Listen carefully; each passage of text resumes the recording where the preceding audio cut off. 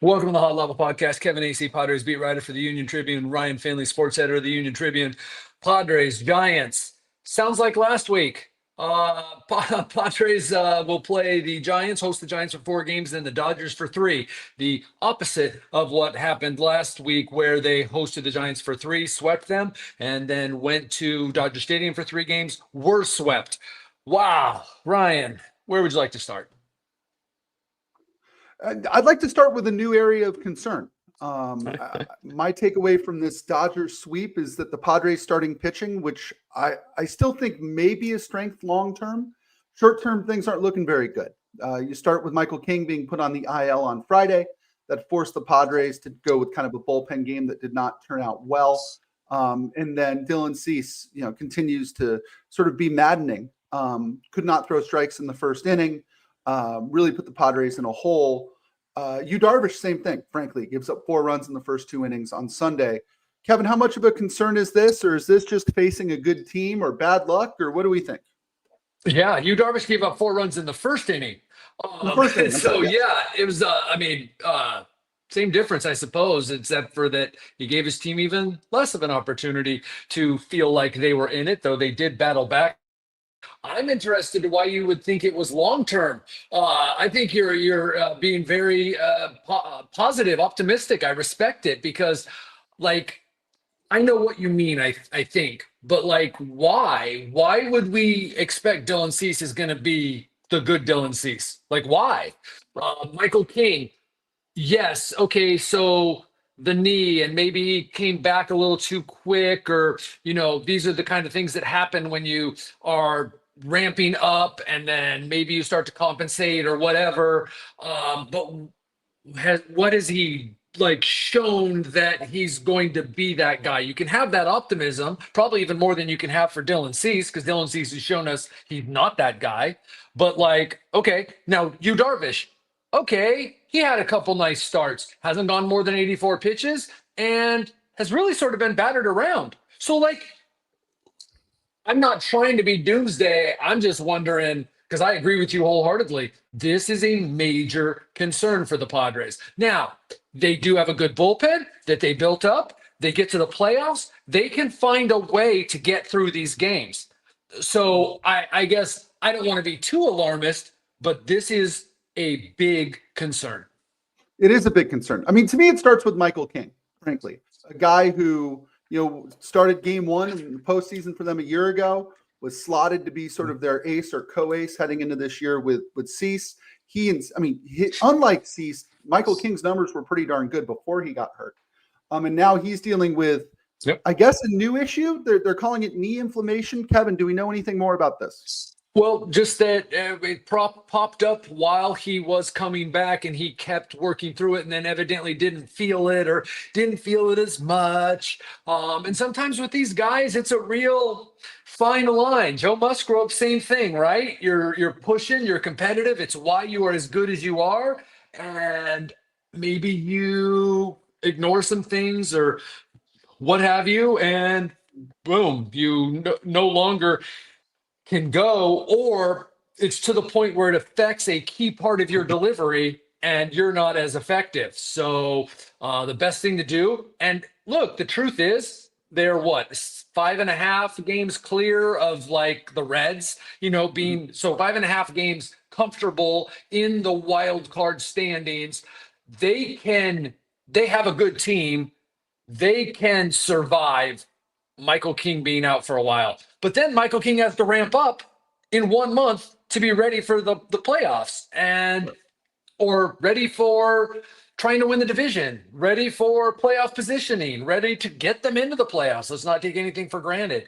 So I agree with you that it kind of starts with him. But then if we get past him, I'm like, what is Dylan Cease going to give you, man? And what is Yu Darvish going to give you? Might they? Absolutely, they might. And if you're rooting for the Padres, you're rooting for those guys. But you have every right to be concerned that when they go out there, the Padres could be down very quickly. Yeah, and can you depend on these guys? I mean, to me, that's the big question going forward, right? If we're talking about big games in October, let's say, right now the Padres would inevitably have to, Nick Pivetta would certainly be their number one. right? Nick Pivetta would certainly be their number one. But then after that, you're picking from a group of pitchers that includes Michael King, who's pitched twice in 4 months since May. Dylan Cease Well, yeah, if you is count the minor combustible league. now for one reason or another. Mhm. And then Yu Darvish, who he returned from his own injury issue. That to me is a real cause for concern. And again, not just for playoff starting rotation purposes, but because there's a lot of important baseball left to be played here in the last 5.5, 6 weeks of the regular season. Yes, I think I agree. I think more for playoffs. It would be a pretty epic collapse, but if it's going to be a collapse, this will be the reason. I think, Mhm. right? If it's, but we're not anywhere near the Vince Velasquez, Jake Arrieta bullpen game every 3 days situation. But if it were going to be a collapse, yeah, then mark the tape because this would be the reason why. And the positives, right, are that or the reason for optimism is every one of those guys does seem capable. We haven't seen it from Michael King in 3 months because he's pitched once in the major leagues and once in the minor leagues since then. But like the other guys are capable of going out and giving you 6 shutout. But that's not what you want to feel good about at this point. You want to believe they're going to give you 6 shutout because that's where you were last year with Michael King and Dylan Cease at this point. Right. And again, I don't want to catastrophize anything. Shoot, the Padres got swept by the Dodgers. Yes. But you know what? 2 of those 3 games were 1-run games. It's not as if they got boat raced, right? And you get another chance here starting on Friday to play the Dodgers again. So this is certainly not the end of their season, but there's enough concerning things coming out of this weekend, I think, to really give anyone some pause, right? Jackson Merrill. Can we talk about that for a second? The point you just made. Can we talk about that for a second? Because I think we're overlooking it, or we're letting it go to talk about all the issues. Okay, there's reason for concern, but never are we or Padres fans in particular more ripe for doomsday than when they got their hopes up. Okay, like you were in first place and you kind of ran with it there for 48 or 36 or whatever hours. You were in first place in the middle of early August. And then you're right, didn't get boat raced, but you got swept by the Dodgers. Like, never is it going to feel worse than that because you thought maybe you were at least going to leave LA in like a tie for first or 1 game up or something. And no, you're 2 games back. Mookie Betts beat you yesterday, and their 3 pitchers who had injury concerns, at least 2 of them recently, 1 earlier, all pitched really well against you. It just feels crappy right now. But then to your point, Ryan, there is a lot of season left. So like, this was not a good series. It was a missed opportunity. But I just wanted us to emphasize that, like, okay, they lost games to the Dodgers. Okay, fine, whatever. But the part of the reason, and I don't think people give this enough credence in anything in life, part of the reason you're so disappointed is because your expectations got shot sky high because the Dodgers lost 4 in a row and the Padres won 5 in a row and the Padres were a game up. And so the expectations were like, oh my gosh, now it's division or bust. It's not division or bust. What matters is how these 2 teams and everyone else in the National League is playing at the end of September and into October. That's what matters, not right now. Right. But it is a little bit like this Padres-Dodgers rivalry for the Padres to get their hopes up, or Padre fans to get their hopes up, only to have Lucy pull the ball away. I don't. Right, I know right that before that's Charlie the. Brown I know kicks that's it. the popular one. I would say it's more like Lucy to pummel the crap out of Charlie Brown. It's so predictable. It's silly. It's just so predictable. I've seen it now 4 times in the last 5 years where, oh yeah, Padres sitting good, and it's almost like the Dodgers were like, okay, I guess it's time to get serious now. Let's go beat the Padres.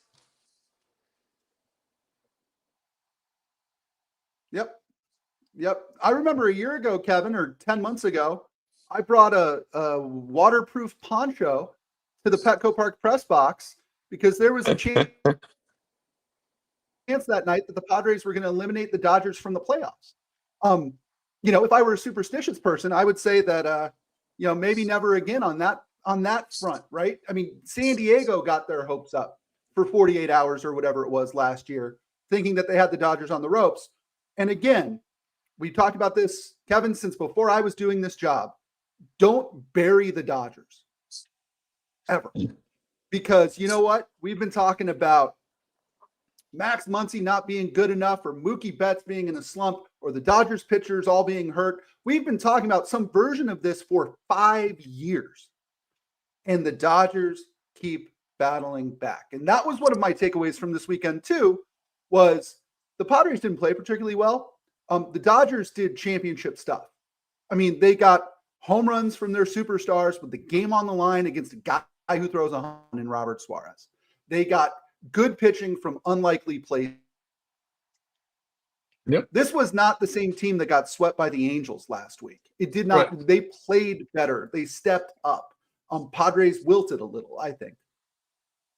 Yes, they did. I mean, you had big guys who haven't been coming up and coming through in big situations, and you're right. And that's why I say it was like the Dodgers looked at the clock, and that's the danger when you have such a talented team and they spent so much money on it, and everyone thinks they know better, and they should have done something at the trade deadline. And look, I'm not giving the crown, either the division or the World Series, to the Dodgers, but like, this was who the Dodgers are, so watch out.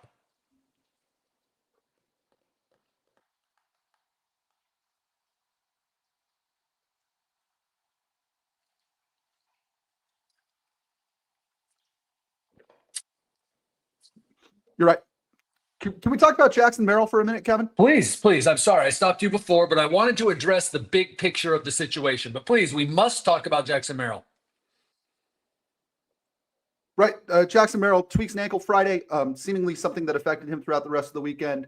Our Jeff Sanders had a note about him in today's paper. Man, he seems frustrated with a year where almost nothing has gone right except for that big extension he signed. What's the latest there, and what is sort of the path forward if Jackson Merrill can't play for a week? How do the Padres cover center field? I think like they did yesterday. You put Laureano out there and you have Gavin Sheets. Maybe you don't play Gavin Sheets every day, but so you got a Bryce Johnson in there. But those are your options, right? You don't have, you could put Bryce Johnson in center field, Laureano over to left when you do that, but like, that's your option. And then that'll make everybody happy because now you're going to get Gavin Sheets in there. And so, yeah, that's what it'll be. And I'm not going to be, I guess I might even be a little surprised if Jackson Merrill doesn't go on the IL at this point, based on how he looked. It was a surprise that he started yesterday. But that's fine. That's what you do, right? Like, Jackson Merrill said he was good to play. He could get out there. He was making some plays. That's fine. But I was a little surprised that he did, based on what he'd looked like before, the things that Jeff was saying about what he'd seen, and so we'll find out today, and then that would be 10 days, and okay, again, not the end of the world, because you have a deep enough team, and you're 6 games or whatever it is clear of the Reds, and it's just the Reds and all that. But things sure did change this weekend in terms of what we're talking about here. We're talking about, well, it's a good thing they've got this, deeper lineup. It's a good thing they got that bullpen. It's a good thing the schedule gets easier, or supposedly gets easier. It's not quite as comfortable as it was. Right. And it's funny to me, my next question is, if Jackson Merrill has to go on the injured list, who comes up?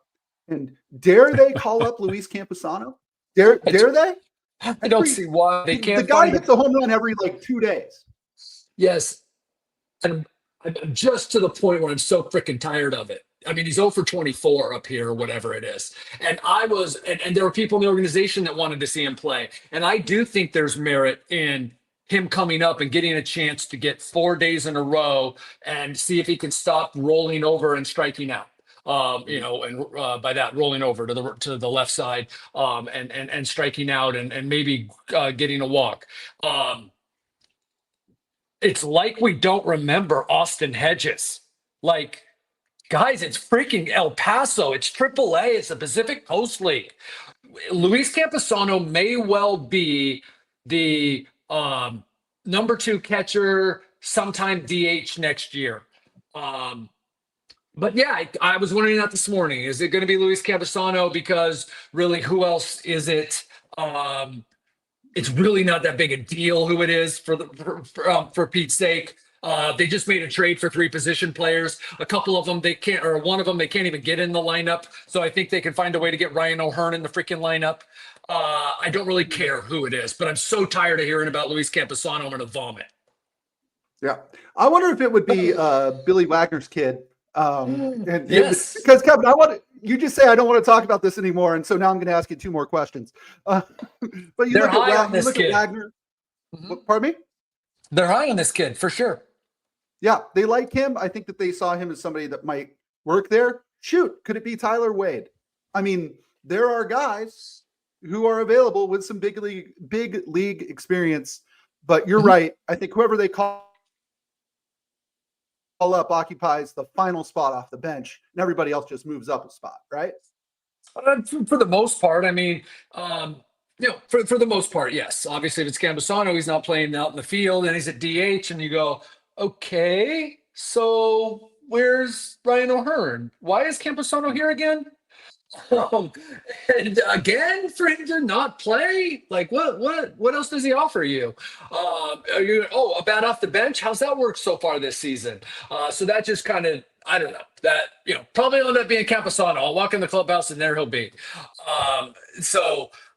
Wagner makes a lot of sense, and for them to get a look at him again, though, like you just said, like whoever it is a role player on a team that's trying to win a championship. So what is the best way? Is that why maybe it could be Tyler Wade, right? Because is Tyler Wade the best player down there? No. Is Tyler Wade the best player to come up and potentially help the Padres or cover some holes that could arise for the Padres in 2025? That could be why it would be Tyler Wade. Right. And again, I don't even think in that situation Tyler Wade's a late game replacement in the outfield. It's probably Bryce Johnson, but Tyler Wade gives you a left-handed bat off the bench. Wouldn't be the worst thing in the world, as would Wagner. I believe Wagner hits left-handed, doesn't he? And Tyler Wade plays a bunch of positions and all that, but Wagner is also a good one. I don't think you're going to do harm to Wagner by bringing him up and he doesn't get used for 10 days or he's barely used for 10 days. Okay. I mean, September call-ups are coming up. Are you going to call up guys? They're not going to play. I mean, that's fine. Wagner's played a lot this year. So it's not like it's, you're harming some guy because it's April or you're harming his development. So I don't know that it's really that big of a consideration, but the consideration is who comes up and potentially helps us if we have a problem, not who comes up and helps us right now, because you're hoping you don't need that help. Yeah, you're right. You're right. And the Padres, again, it's a 4-game series against the Giants. It starts tonight. You look at the way the Padres played last week when they swept them in San Francisco. There's cause for some optimism, but then you look at these pitching matchups and man, it's going to be tough. Starting tonight, you got Robbie Ray, who is always a handful, 9-6 with a 2.38 ERA, going up against Nestor Cortez. I mean, I'll be honest with you, Kevin, I just haven't seen enough of Nestor Cortez to know how well he might match up with Robbie Ray here, but he's pitched well enough in his last outing. But again, Robbie Ray is just a handful, man. Throws hard, threw about 200 pitches last week against the Padres. Bob Melvin's not afraid to ride him. I think that's a really tough way to open this series, don't you?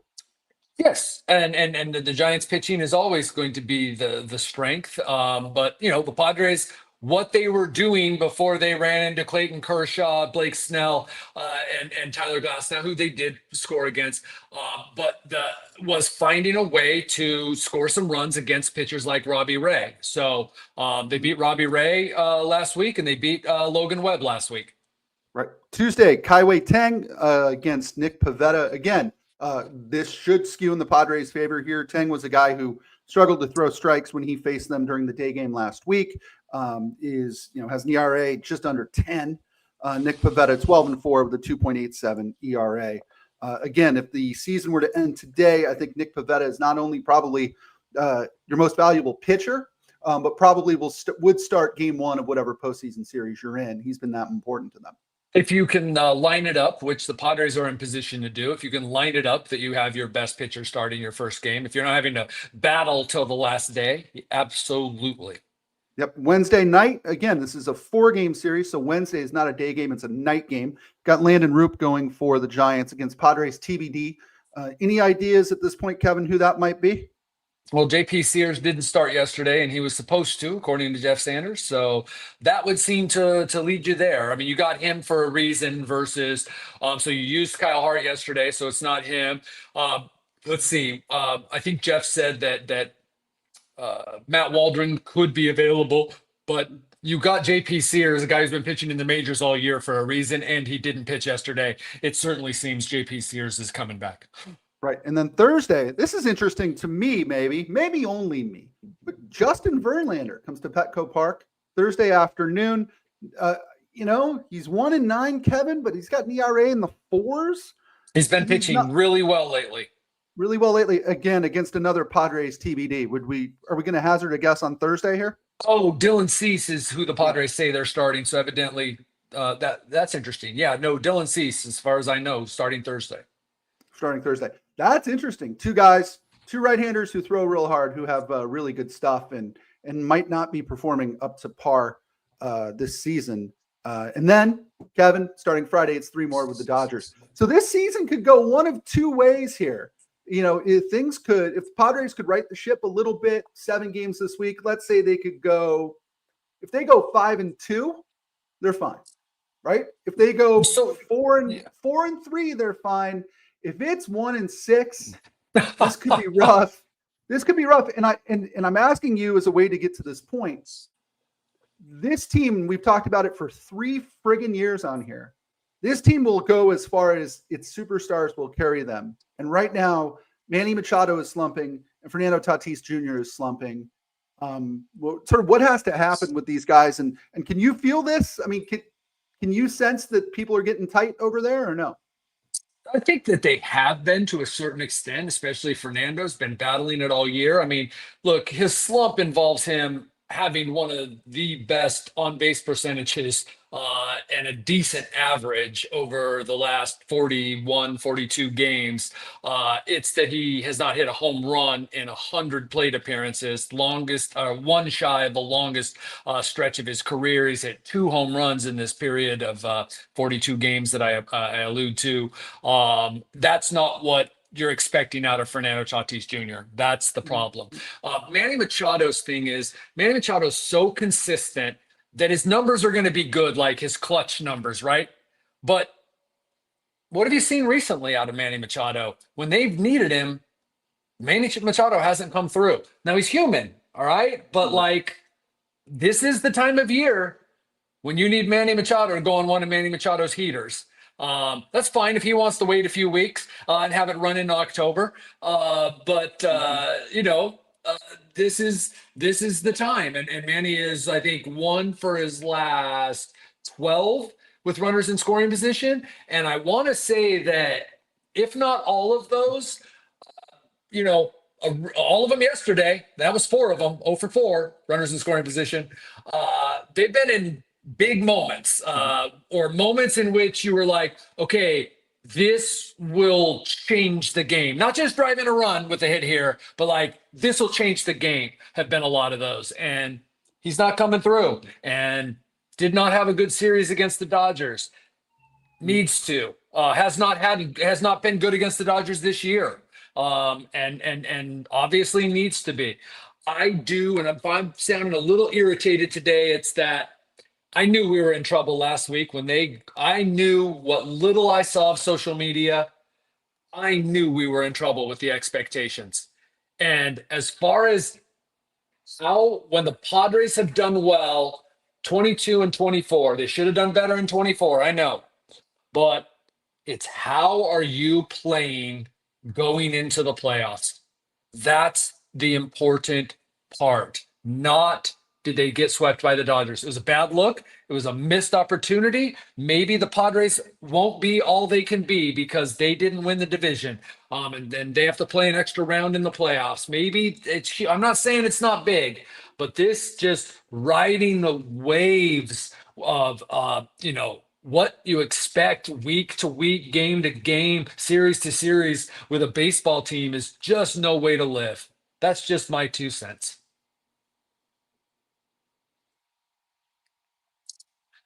I'm not sure if I lost you for good, Ryan. Nope, there you are.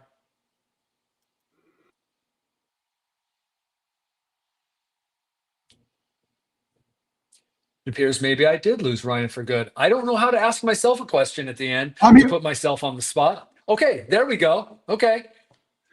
Kevin, I'd like to put you on the spot. Good tee up there. I put you on the spot every week. Sometimes it's about baseball, sometimes it's about other stuff. Today it's about baseball, man. There seems to be some question in the Twitterverse about why Robert Suarez in the eighth and not Mason Miller. Then they didn't read the newsletter or listen to the post-game press conference, but all right, go ahead. I mean, do we think that this is something that will be a trend at all going forward, or is that just a one-time thing? Adrian Morejon was pitching, had grabbed the last out or two in the sixth. He was there in the seventh. If he did not get 1, 2, 3 in the seventh, that would have brought Mookie Betts up, which means Robert Suarez had to be ready in the seventh inning to face Mookie Betts. Once Robert Suarez is ready in the seventh, you are not having him sit down for 2 innings. By the way, you might not get a chance to have him pitch in the ninth. That is who Mike Schilt wanted to come in to face Mookie Betts, and so that's why he pitched in the eighth. I had the question as well. So if you had the question 24 hours ago, then that's a good question. If you have the question today, it means that all you're doing is listening to yourself talk on Twitter, and you're not actually going to places where you could find out the answer for that. So that's the answer. Now, we can also, after that, if we have that answer, and then we want to further discuss it and go, oh no, I would have had Mason Miller up to go in the eighth or in the seventh against Mookie Betts, and then if he had to pick up the eighth, problem there. Mm-hmm. Mason Miller had pitched the day before. Mason Miller wasn't going to go 4 outs. So Robert Suarez was the guy that was available to possibly have to pick up Mookie Betts in the bottom of the seventh and then come back out for the bottom of the eighth. So that's why that lined up, and that is a really valid explanation by Mike Schilt. Mike Schilt's not perfect, but go ahead and assume that 99.9% of the time, he has more information than the rest of us. And so yesterday, to really succinctly wrap it up again, Mason Miller was not the guy that was going to face Mookie Betts either in the bottom of the seventh or in the top of the eighth, because he was not going to go 4 outs. And so that meant that Robert Suarez was going to have to be the guy to be ready to go 4 outs if he had to go in the bottom of the seventh. And there you have it. Could that switch? Yes, absolutely, that could switch. And I'm going to go ahead and wager that had Mason Miller not pitched the day before, mm-hmm. Or was it the day before or was it Friday? Again, I missed the first 2 games. I'm pretty sure it was the day before. Mason Miller, I know for sure, was not available to pitch 4 outs yesterday. That if that were not the case, that it would have been Mason Miller in the eighth. Right. That makes total sense. I promise, Kevin, I'm not trying to annoy you today, but unfortunately. No, this is on me. This is on me because I came in hot because nothing annoys me more than expectations coloring like how you see things. Mm-hmm. No, we need to see things for how they are. Right. That was always going to be a rough series. But no, we were in first place. We're going to go trample the Dodgers. Nope. Haven't been watching the last 13 years, have you? Now, I understand 13 years doesn't have to mean that's how the next 13 years go, or even how this year goes. But, expectations are the enemy of happiness. Very stoic. Very little yes, bit of stoicism it is. coming in today. I love it. Yes, it is. Excellent. Padres Giants 4-game series, Petco Park starting tonight. That'll do it for this episode of the Hot Lava Podcast. For Kevin Acee, I'm Ryan Finley. We'll see you next time.